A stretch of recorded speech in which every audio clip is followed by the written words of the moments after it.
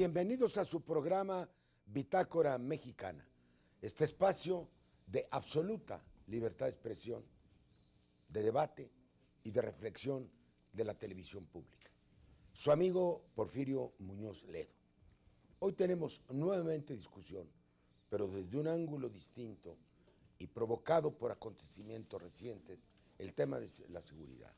Le hemos llamado la seguridad ciudadana, porque el pasado 8 de mayo hubo una gran manifestación que comenzó en la Universidad Nacional, culminó en el Zócalo de la Ciudad de México, de diversas organizaciones y sobre todo de ciudadanos agraviados en lo personal, en lo familiar, por el fenómeno de la inseguridad. Vamos a ver en este programa cómo se genera el movimiento, cuáles son las demandas y cómo puede convertirse esto en una nueva estrategia, ya que, de toda obviedad, se trata de un rechazo a las políticas actuales de la seguridad pública que lleva a cabo el gobierno. Yo quiero presentar en primer término, ya ha estado en este programa, al doctor Miguel Concha. Él es doctor en Teología Católica, profesor de estudios de posgrado de la Facultad de Ciencias Políticas y entre otras muchas actividades en favor de los derechos humanos. Fue el primer presidente del Centro de Derechos Humanos Francisco de Vitoria. ¿Cómo se genera esta marcha y cuál es su significado, Miguel? Bueno, pues esta marcha se genera en torno a Javier Sicilia, este poeta, partidario de la no violencia activa, este luchador por los derechos humanos, frente a la indignación que provocó en él el asesinato de 7 personas. Entre ellos su hijo. Entre ellos su hijo, Juan Francisco, el 27 de marzo de este año, y cuyo esclarecimiento todavía está pendiente. Esa indignación él la convirtió no en odio, porque él está convencido que el odio no construye. Y es de formación cristiana. Viene precisamente, él es cristiano, católico practicante, fue parte de las comunidades eclesiales de base en tiempos de nuestro muy querido amigo, don Sergio Méndez Arceo, el 7º obispo de Cuernavaca, sino, dice él, que tiene que convertirse esa indignación, esa rabia, tiene que convertirse en amor, que es lo que realmente construye, pero que si se convierte en amor, pues tiene que convertirse en una lucha por la justicia. En el caso de México actualmente, pues en una lucha contra la impunidad, frente a tantos crímenes que ha producido esta así llamada reiteradamente guerra contra... Una dice que es guerra y otra que no es guerra. Exactamente, ahora le dicen lucha por la seguridad pública, pero ha sido llamada una guerra contra el narcotráfico y la delincuencia organizada. Entonces, en torno a él surgió todo un movimiento social, en ese sentido también un movimiento político, no partidario, y bueno, pues lo que vimos nosotros aquí el 8 de mayo fue una marcha, una manifestación que nunca habíamos nosotros visto. Por lo espontáneo. Por la participación, la cantidad de gente que participó, por la pluralidad de personas que acudieron. Incluso cierto desorden que es propio de que no hay una infraestructura, ¿no? Exactamente, y también por el protagonismo que tuvieron en esta marcha y en esta manifestación todas las víctimas de esta guerra, y también por el formato, ¿verdad? Es una marcha, una manifestación que ha terminado convocando a toda la ciudadanía, sin excepción, a un nuevo pacto social. Tú eres politólogo, tú sabes muy bien que para la convivencia social, pues históricamente, ¿no? Y de acuerdo con la teoría política... Cada época de la historia es un pacto social, expreso o implícito. Hay que comenzar exactamente por un pacto social que efectivamente después tenga que ver con un pacto político. Yo voy a presentar a la diputada Teresa Inchaustegui.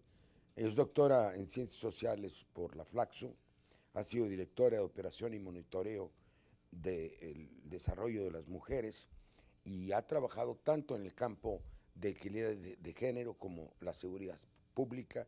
Es presidente de la Comisión Especial para el Cáncer de la Cámara y ha hecho el seguimiento más puntual en nuestro órgano legislativo de todas las manifestaciones sociales con las cuales ha sido realmente nuestro principal enlace. ¿Tú cómo verías el programa? Porque es manifestación, es la protesta de los agraviados, pero trae un programa. ¿Cuál es este programa, Tere?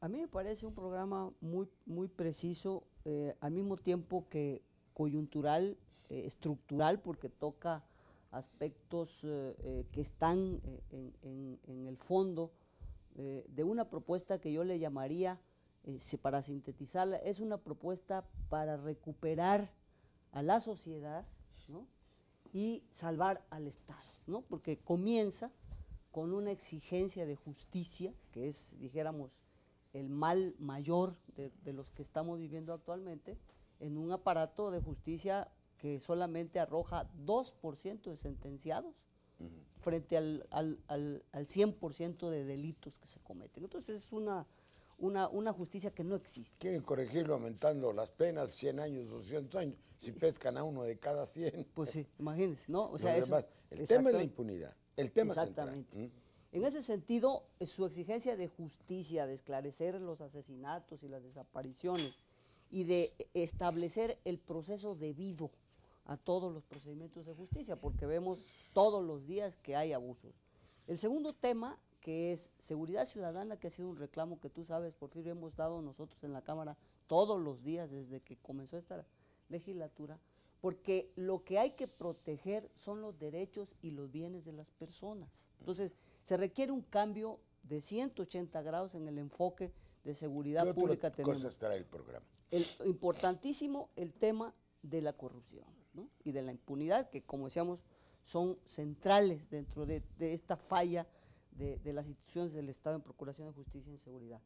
Un tema de fondo, políticas de integración social, que también las hemos estado demandando nosotros todos los días también en la Cámara, para la juventud, ¿no? O sea, si lo que tenemos es un promedio de 25 años de los delincuentes comunes y de los delincuentes de crimen organizado. O sea, es clarísimo que la política social asistencialista no funciona para hacer la integración social. ¿Cuál es el otro punto? Y la recuperación del tejido social, que es muy importante, ¿no?, porque vemos que además la violencia no solamente afecta a nivel macro al debilitar al Estado de Derecho, sino también rasga la base social de la confianza y de la gestión de las autoridades a nivel local. Entonces el tejido social es muy importante.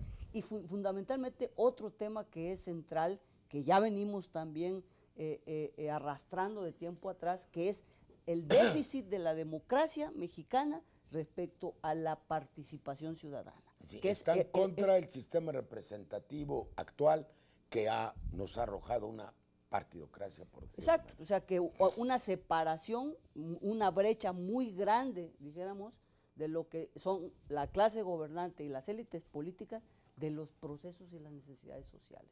Yo creo que desde esa perspectiva, efectivamente, la marcha no se puede considerar una emergencia así espontánea. Es una emergencia espontánea, pero no trae un programa ocurrente.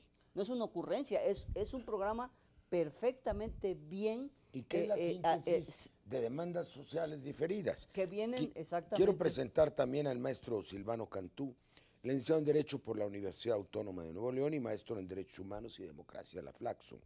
Ha trabajado en los sectores social y público, en actividades relacionadas a derechos humanos, educación popular, defensa jurídica de los grupos vulnerables, etcétera. Silvano, ¿tú verías este programa como articulado con las demandas sociales? ¿Cuál puede ser la salida de un programa así? ¿A dónde va esto? ¿Qué sigue? Por supuesto. Bueno, primero pues gracias por la invitación. Por favor, Silvano. Y yo coincido con mis compañeros en el sentido de que tenemos aquí un programa, un documento de exposición de posiciones, quizá para ser más preciso, porque quizá este carácter sistemático, programático, está en vías de construcción. Tendremos una serie de procesos de diálogo, de discusión. Participamos como Comisión Mexicana de Defensa y Promoción de los Derechos Humanos Pero en la ustedes marcha. dos fueron a la Cámara. Fueron las víctimas de los casos que llevamos. Ustedes estuvieron en la Cámara de Diputados, del otro lado sentados, cuando vinieron a interpelarnos, por supuesto. y nosotros estábamos de este lado. Hay muchísimos espacios que pero con compartimos. nuestro corazón de aquel. Claro. Fíjate, justamente esta parte que se comentaba del carácter plural, complejo, de este documento de posicionamiento que tiene el movimiento social, me interesa. en que hay muchísimas demandas de sectores muy diversos de la sociedad civil, que estamos ahí en la marcha, en el movimiento social, junto con las organizaciones de derechos humanos, que es este movimiento histórico de los derechos humanos, que ya necesitaba articularse, vincularse de una manera mucho más plena, completa con el movimiento social. Creo que este es un momento fundamental para lograr esta articulación, y esta complejidad recoge todas estas inquietudes que hace muchos años muchas organizaciones hemos ido planteando, muchos sindicatos han planteado, muchos sectores vulnerables han estado planteando, las mujeres, el movimiento por la defensa de los derechos de los niños y las niñas, el movimiento LGBTI, Pero déjame hacerte una pregunta. Ajá. Aquí en México estos movimientos tienen una espontaneidad y una causa, pero si luego se organizan, los trata de absorber el gobierno o de cooptar, de absorber los partidos o de cooptar el gobierno, ¿no? Entonces prefieren mantenerse a cierta distancia, como los altermundistas. Aquí he tenido programas sobre los altermundistas.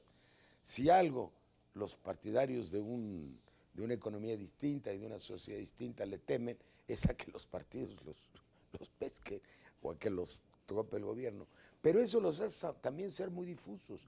¿Tú no verías un camino intermedio entre la cooptación y la disolución del movimiento? Yo creo que hay muchos espacios de interlocución que ya están abiertos, otros que se van a abrir y que implican a las instituciones en su conjunto, ¿no? No nada más al sistema político, sino a las instituciones. Pero creo también que es importante señalar que primero, yo creo estaríamos de acuerdo en que esta marcha, este movimiento, no implica, por ejemplo, la creación de un nuevo partido político. No, lo contrario. O la generación de una especie de diálogo en comparsa incondicional con los partidos políticos o con las instituciones. A un segundo bloque, Silván. Perfecto, Vamos a comenzar contigo en el que sigue.